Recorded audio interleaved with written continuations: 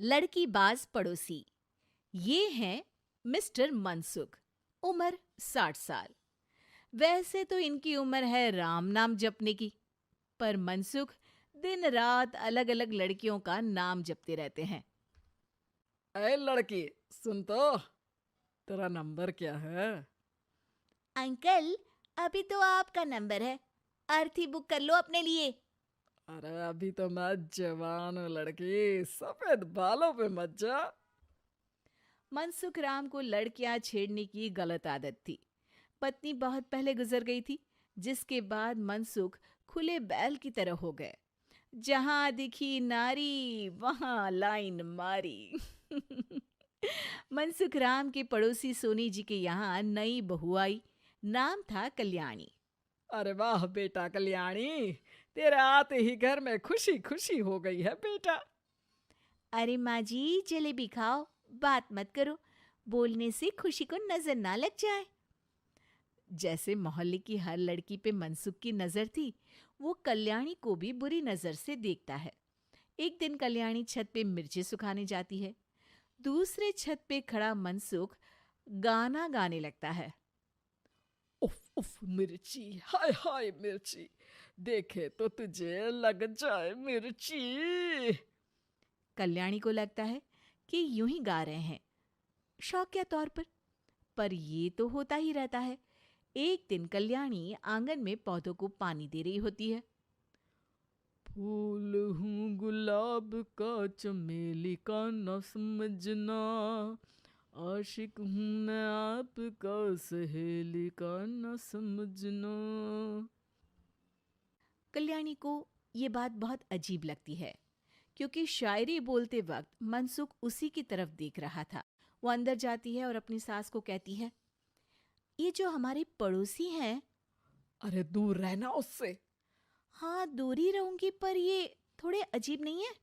अरे अजीब, आवारा, ठरकी, पता नहीं क्या क्या आदमी है वो। हर लड़की पर नजर डालता है वो।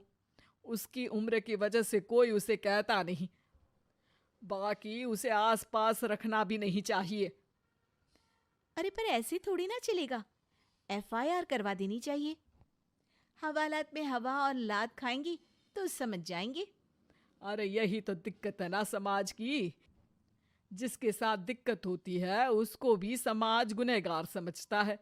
लड़की अगर बोल दे कि फलाने ने मुझे छेड़ा है, तो कुछ लोग तो ये कहने लगते हैं कि लड़की की भी रजामंदी होगी ही। ये तो है, पर कुछ तो करना ही पड़ेगा। नहीं बेटा, कुछ मत कर। जबरदस्ती हम किसी से लड़ेंगे नहीं। हमारा परिवार इज्जतदार परिवार है। कीचड़ में जाएंगे तो हम भी तो गंदे हो जाएंगे ना। लेकिन सासू माँ, कीचड़ में जाए बिना गंदगी कैसे साफ होगी? अरे बेटा, मैं तो यही कहूंगी कि तू नई बहू है। अपना रुतबा बना बाकी औरतों में। अपनी समझदारी से, अपने काम से इन चक्करों में मत पड़ बेटा। बहू सास की बात ना चाहते हुए भी मान लेती है। और कई ऐसे मौके आते हैं जब मनसुख बहू पर उल्टे कमेंट्स करता है। जैसे एक दिन जब बहू छत पर सफाई कर रही होती है, तो मनसुख छत पे आकर गाना गाने लगता है। तेरा ध्यान किधर है, तेरा हीरो इधर है, तेरा हीरो इधर है। मेरा ध्यान तो आपकी हरकतों पे ही है, थोड़ा आप भी ध्यान दो कि क्या कर रहे हो आप।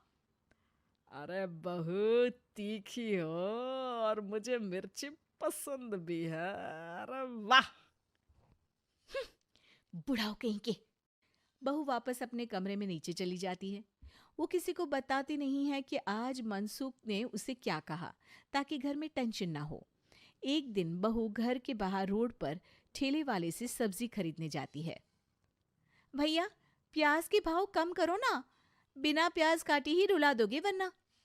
तभी बहू की नजर मनसुख पर पड़ती है, जो वहां से गुजर रही एक लड़की को देखकर कहता है, शीशी भरी गुलाब की, पत्थर पे फोड़ दूं।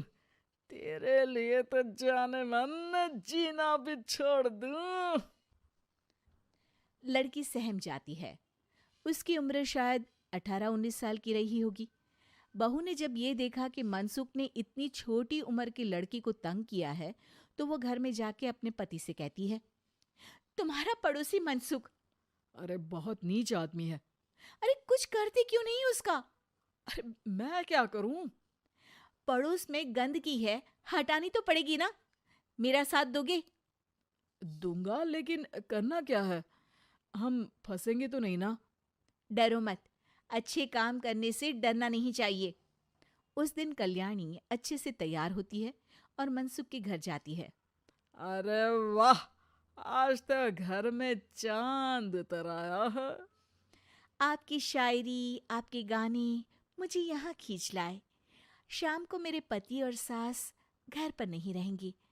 आप मेरे घर आ सकते हैं चाय पीने। अरे जरूर जरूर, मुझे पता था तुम समझदार हो, पर इतनी जल्द मुझे पसंद करने लगोगी ये नहीं सोचा था। चाय पे इंतजार रहेगा। मनसुख शाम को कल्याणी के घर चला जाता है। आप बेडरूम में बैठिए, वहां चाय पियेंगे।